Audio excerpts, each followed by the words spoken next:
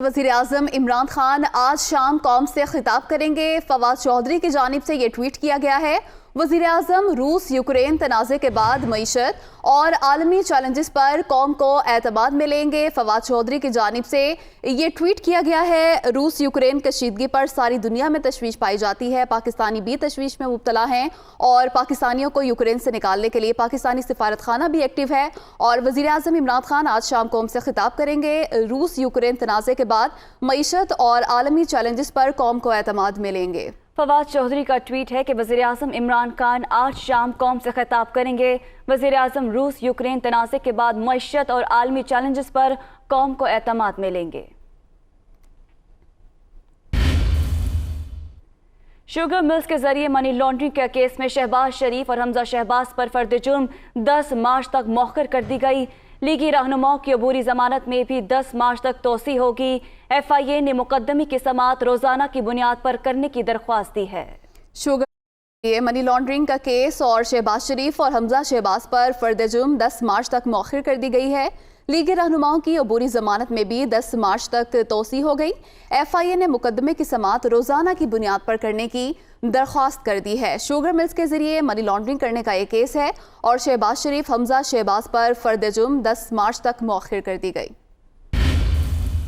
वज़ीर आला सिंध मुराद अली शाह मीडिया से गुफ्तगू कर रहे हैं।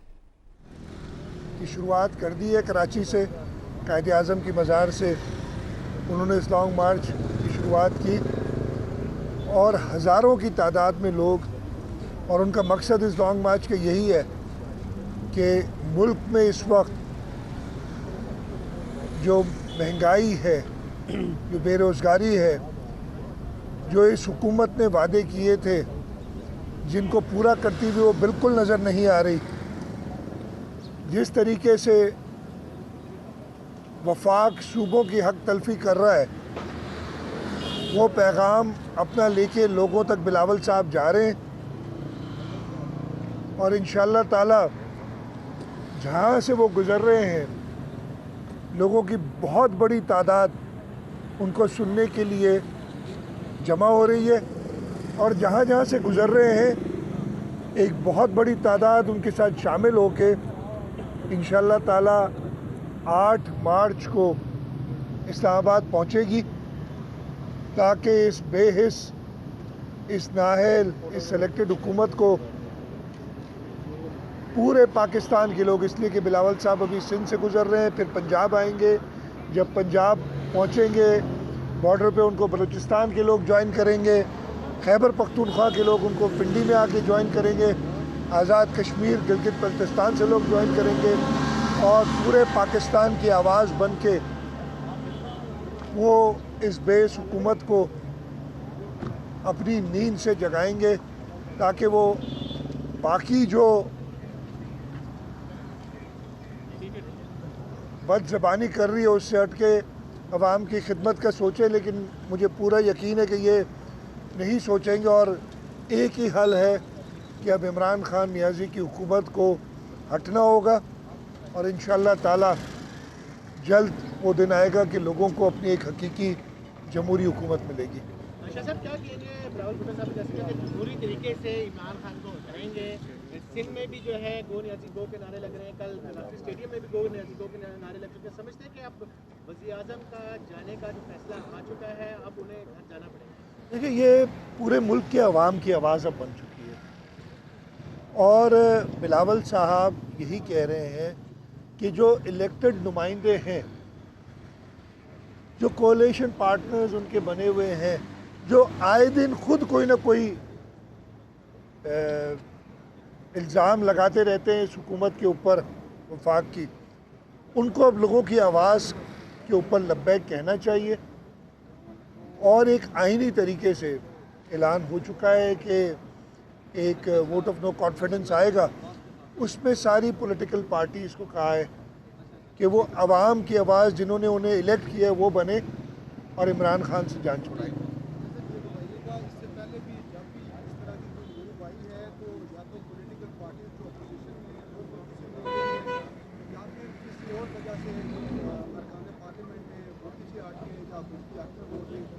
आप समझते हैं कि आपकी जो मूव है इसमें तमाम बढ़ेगी और देखिए, मैं तो बहुत सिंपल बात कर रहा हूँ ना, और जो बिलावल साहब कर रहे हैं कि पूरे मुल्क की आवाज़ क्या है इस वक्त। पूरे मुल्क की आवाज़ है कि सेलेक्टेड हुकूमत से जान छुड़ानी है, और इसी सिलसिले में जो लॉन्ग मार्च है वो लोगों तक ये हकीकतें देना और उनकी राय लेते हुए इस्लामाबाद आना है। और इंशाअल्लाह ताला मुझे पूरा यकीन है कि जो इलेक्टेड नुमाइंदे जो लोगों के वोट से इलेक्ट होके आते हैं वो अब लोगों की आवाज़ पार्लियामेंट के अंदर बनेंगे, ऐवानों के अंदर बनेंगे और इस वोट ऑफ नो कॉन्फिडेंस को कामयाब करेंगे। जैसे क्या कहेंगे कि इस वक्त जो मामला चल रहे हैं, क्या इस वक्त पीटीआई हुकूमत सिर्फ देश से करने के लिए उन्होंने सिंध का रुख किया है? आखिर ऐसा वजूहात है कि किसने सिंध का रुख करना पड़ेगा? किसने सिंध का रुख किया है? पीटीआई की क़यादत है। पता नहीं, मैंने सुना है कुछ वज़रा जो है उधर घूम रहे हैं, लोगों को ढूंढ रहे हैं। मैंने वो खाली कुर्सियां भी देखी हैं जिनको खिताबात किए। मैंने मीडिया से, आप लोगों से पता चलता है, मुझे तो नहीं पता है वैसे, इसलिए कि कोई और पता तो नहीं चल रहा है। हाँ, वो मीडिया के थ्रू पता चलता है कि कुछ खाली कुर्सियां हैं जिनसे खिताब हो रहा है। कल मुझे पता चला कि जिस स्टेज पे जितने लोग थे मुट्ठी भर, उतने ही लोग नीचे सामने थे जिनसे खिताब हो रहा था। अगर आपने एक एहतजाज देखना है तो कल रात को मैं उधर देख के आया हूँ। कल रात को 11 बजे बदीन में देखते। बदीन एक छोटा सा डिस्ट्रिक्ट हेडक्वार्टर है हमारा, और उसमें जिस तादाद से लोग आए हुए थे तो एहतजाज तो होता है। बाकी वो जो कर रहे हैं, मेरा ख्याल है पिकनिक पे निकले, कोई टोपी सर पे रख के सो रहा है बस पे, कोई खाली कुर्सियों से खिताब कर रहा है, कोई अपने मुरीदैन को ढूंढ रहा है। मैं तो बड़ी मज़ेदार मुझे एक वो क्लिप मुझे किसी ने भेजी कि एक शख्स जो है सिंध के अंदर पूरा पीटीआई के, ये पीपल्स पार्टी ने शुरू किया था शहीद जुल्फ़िकार अली भुट्टो के ज़माने में, कि वर्कर जो है वो पीपल्स पार्टी के कलर्स में अपना कपड़े बनाते थे। तो एक पीटीआई के वर्कर सो कॉल्ड, उससे जब पूछा गया कि भाई तुम्हारा चेयरमैन कौन है पीटीआई का, चेयरमैन कौन है, कहता पप्पू खान। अगर आपको चाहिए, आपने देखी होगी वो वीडियो, तो वो पप्पू खान जो है अब उसको डांस वांस करना नहीं आता, अब उसको जाना पड़ेगा।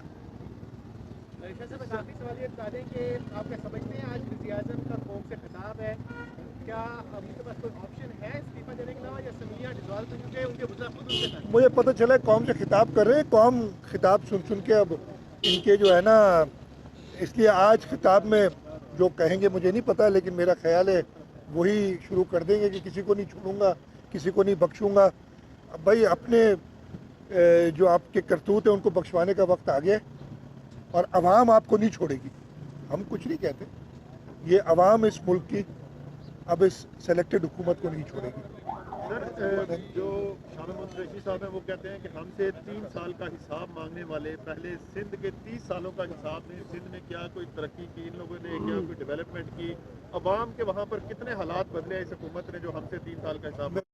हुकूमत गिराव मिशन पीपल्स पार्टी के लॉन्ग मार्च का बदीन में पड़ा है।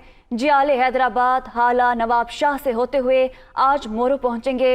शहर शहर इस्तकबालिया कैंप लगाए गए हैं। इस वक्त दुनिया न्यूज़ के नुमाइंदे मोहम्मद अशरद बदीन में मौजूद हैं, उनसे मज़ीद तफसीलात जानेंगे। जी मोहम्मद अशरद, बताइएगा ताज़ा तरीन सूरत हाल वहाँ की। जी बिल्कुल, देखें गुज़िश्ता रोज़ पीपल्स पार्टी का जो अवामी मार्च है वो कराची से शुरू हुआ था, मज़ार कायद के मकाम से। इसके बाद जो है वो मुख्तलिफ़ मकामात से होता हुआ रात को तकरीबन 11 बजे के करीब जो है यहाँ पे बदीन में जो है ये जो मार्च था पीपल्स पार्टी का वो यहाँ पे पहुँचा है। उसके बाद इन तमाम तर रस्तों में 5 मकामात के ऊपर बिलावल भुट्टो जरदारी की जानिब से खिताब भी किया गया, जगह जगह जो थे उनके लिए इस्तकबालिया कैंप्स जो थे वो भी लगाए गए थे। बदीन में खिताब के बाद बिलावल भुट्टो जरदारी ने रात जो है वो मातली के इलाके में जो है वहाँ पर जो है उन्होंने क़याम किया। उसके बाद अब से कुछ ही देर में उनका काफ़िला जो है वो यहाँ मातली से रवाना होगा। टंडो मोहम्मद खान में जो है वहाँ पे कुछ देर के लिए रुकेगा, वहाँ पे भी उनके लिए इस्तकबालिया कैंप लगाया गया। उसके बाद उनका जो ये अवामी मार्च है पीपल्स पार्टी का, ये हैदराबाद में पहुँचेगा। बताया जाता है कि 1 बजे की करीब जो है वो जो है बिलावल भुट्टो का हैदराबाद में जो है वो खिताब होगा। उसके बाद हैदराबाद के मुख्तलिफ इलाकों के अंदर भी ये जो अवामी मार्च है पीपल्स पार्टी का ये वहाँ पर जाएगा। उसके बाद मटियारी है, मटियारी के आगे फिर हाला है, फिर हाला से आगे जाके मोरो में जाके जो है आज का जो दूसरा रोज़ है उसमें वहाँ पे मोरो के अंदर जो है अवामी मार्च के जो शुरा हैं वो वहाँ पे क़याम करेंगे और फिर कल जो है सक्खर की जानिब जो है ये अवामी मार्च जो है वो जाएगा। तो ये जगह जगह जो है यहाँ पे बदीन के साथ जब निकलेंगे जब मातली से आज ये अवामी मार्च निकलेगा तो जगह जगह यहाँ पे भी इस्तकबालिया कैंप्स जो है वो लगाए गए हैं। लेकिन जो एक और एडिशनल जो चीज़ हुई है कि जो उनका ट्रक था उसको रात गई जो है वो हैदराबाद जो है वो पहुँचा दिया गया था। ट्रक जो है वो इस वक्त हैदराबाद के अंदर है। यहाँ पे वो अपनी दीगर जो उनका काफिला स्कॉट है उसके साथ वो वहाँ से रवाना होंगे मातली से और उसके बाद टंडो मोहम्मद खान में पहुँचेंगे। वहाँ पर भी उनके लिए एक बड़ा इस्तकबालिया कैंप जो है वो लगाया गया है, जिसके बाद हैदराबाद वहाँ पे पहुँचेंगे और हैदराबाद में फिर जो उनका वो ट्रक जो बनाया गया था इस अवामी मार्च के लिए उस पर 1 बजे जो है वहाँ से हैदराबाद के अंदर जो है वो खिताब किया जाएगा। पीपल्स पार्टी का लॉन्ग मार्च आज बदीन से हैदराबाद पहुंचेगा। मोहम्मद अरशद, बहुत शुक्रिया आपका। सिंध हकूक़ के मार्च का आज तीसरा रोज़ है और पीटीआई का काफिला शाह महमूद कुरैशी, असद उमर, अली जैदी की क़यादत में जैकबाबाद से रवाना होगा, जो कंबर शहदाद कोट से होता हुआ लाड़काना पहुंचेगा। तफसीलात जानते हैं दुनिया न्यूज़ के नुमाइंदे मोनिस अहमद से। जी मोनिस अहमद, बताइएगा कि इस वक्त सिंध हकूक़ मार्च की क्या सूरत हाल है? आज तीसरा रोज़ है और तीसरे रोज़ में जो पाकिस्तान तहरीक-ए-इंसाफ का सिंध हकूक़ मार्च है उसकी जो बड़ा डेस्टिनेशन है वो है लाड़काना। जैकबाबाद में गुज़िश्ता रात जलसे से खिताब किया था रहनुमाओं ने। अगरचे वो जलसा ख़ासा मायूस कुन था क्योंकि अफराद की तादाद बहुत ही कम थी, लेकिन यहाँ पे सुमरो हाउस में शाह महमूद कुरैशी, अली जैदी और असद उमर यहाँ पर स्टे किया है उन्होंने, तमाम जो कायदीन हैं। उसके बाद अब सुमरो हाउस से तकरीबन 11 बजे का वक्त दिया गया है। ये काफ़िला दोबारा रवाना होगा और आज सबसे पहला जो पड़ाव है वो रतो डेरो में होगा। रतो डेरो में जो है एक बताया जा रहा है कि इस्तकबालिया कैंप है, वहाँ से कायदीन खिताब करेंगे। इसके साथ साथ उसके बाद कंबर शहदाद कोट है, वहाँ पे स्टे है इस काफ़िले का। और जो सबसे लास्ट स्पॉट है वो है लाड़काना। लाड़काना में यकीनी तौर पे जो पाकिस्तान तहरीक-ए-इंसाफ उनकी जानिब से कहा जा रहा है बड़े जलसे का एहतमाम किया गया है। देखना ये होगा ये कितना मुतासिर कुन जलसा होता है, क्योंकि सक्खर में जो 2 रोज़ पहले जलसा हुआ था और गुज़िश्ता रात अब तक कोई ख़ास कारकर्दगी पीटीआई की नज़र नहीं आई है। अफरादी क़ुव्वत बहुत ही कम थी। लेकिन लाड़काना में जो शाह महमूद कुरैशी हैं वो भी ये कहते हैं कि बिलावल को टफ़ टाइम दूंगा, बहुत सारे सवालात हैं उनके जवाबात मांगूंगा।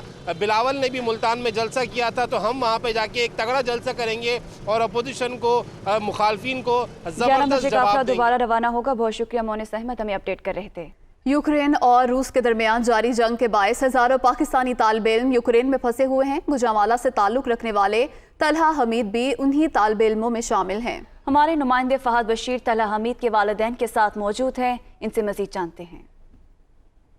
आज देखें, रशिया और यूक्रेन के दरमियान होने वाली जंग के बायस हज़ारों पाकिस्तानी तालिब इल्म इस वक्त यूक्रेन में फंसे हुए हैं। इन्हीं तालिब इल्मों में से गुजरांवाला से ताल्लुक़ रखने वाले तलहा हमीद भी जो हैं वो इस वक्त पोलैंड और रशिया यूक्रेन के बॉर्डर पर फंसे हुए हैं। इस वक्त तलहा हमीद के वालिद डॉक्टर अब्दुल हमीद हमारे साथ मौजूद हैं। उनसे बात करते हैं और पूछते हैं कि जब उनकी बेटे से बात हुई तो किस तरह की उन्हें वहाँ पर मुश्किलात हैं और क्या कुछ मसाइल का उन्होंने बेटे ने इनको बताया। जितने मासूम पाकिस्तानी वहाँ पे इस मुश्किल में फंसे हुए हैं, तालिब इल्म फंसे हुए, वो सब हमारे मुल्क का हिस्सा हैं और हमारे मुल्क, हमारी दुआएं उनके साथ हैं। अल्लाह ताला सबको हिफ्ज़ मान में रखे। तो हमारी गवर्नमेंट की फ़ौरन इसको एक्टिव होके इन तमाम को बाहिफाजत पाकिस्तान लाना चाहिए, ये उनकी रिस्पॉन्सिबिलिटी है। जी, इस वक्त हमारे साथ जो तलहा की वालदा भी मौजूद है, उनसे बात करते हैं। काफ़ी दुआ गो हैं, ना सिर्फ अपने बेटे के लिए बल्कि दीगर पाकिस्तानी स्टूडेंट्स के लिए। क्या कहेंगी आप? मैं तो बस ये कहूँगी कि मेरा बेटा सिर्फ मेरा बेटा नहीं, पाकिस्तान की और बहुत से बेटे और बेटियां वहाँ पे फंसे हुए हैं। उनके पास ना खाने पीने के लिए कुछ है, उनके मोबाइल चार्जेस ख़त्म हो गए हैं, बैलेंस नहीं है, ATM ब्लॉक्स हैं, पोलैंड में फंसे हुए हैं, उनके लिए कुछ किया जाए। इन्होंने जो है वज़ीर आज़म पाकिस्तान से अपील किया है कि फ़ौरी तौर पर ना सिर्फ उनके बेटे बल्कि दीगर जो वहाँ पर स्टूडेंट्स फंसे हैं उन्हें वापस लाने के लिए इक़दामात किए जाएँ ताकि वो बाहिफाजत जो है वो अपने मुल्क वापस पहुँच सकें। जी।